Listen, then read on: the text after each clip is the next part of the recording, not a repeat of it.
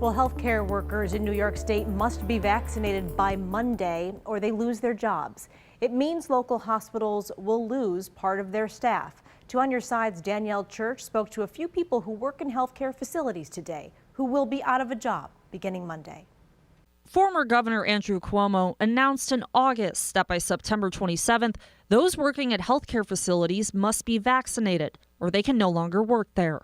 And Governor Kathy Hochul has stood by this even after she took over. Every single person who ends up in your care has the right to know that they are as safe as they can be. But not everyone who works in healthcare is actually interacting with patients or even in the office.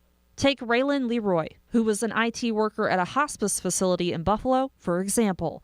She works from home, but Monday she's unemployed. It doesn't really make sense to me at all because I don't see patients. It's very seldom that I even see an employee. I'm still waiting for a response from the governor's office about this. ECMC has to say goodbye to about 10% of its staff, about 400 workers. I'm waiting for a response about how many of those work with patients. As of Tuesday, Oishei Children's Hospital was the only hospital in Western New York to have 100% of its staff vaccinated. According to the state, Erie County has 81% of hospital workers vaccinated. In Niagara County, it's 80%. It's a moral thing to be concerned about what you may be passing on to your neighbor or even to your children. And we can manage morality. The only thing we can do is make recommendations and suggestions.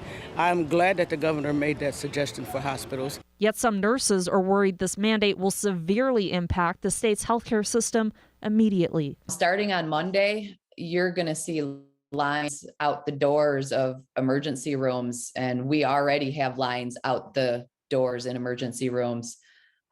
Patients are not getting the care that they need, and now it's going to be even worse. Governor Hochul says if not enough people get vaccinated by Monday, she will be announcing a, quote, series of initiatives to help health facilities out. She's hoping it won't have to come to that. It does not have to happen, my friends. It does not have to happen. What is looming for Monday is completely avoidable, and there's no excuses. Danielle Church, Channel 2 News.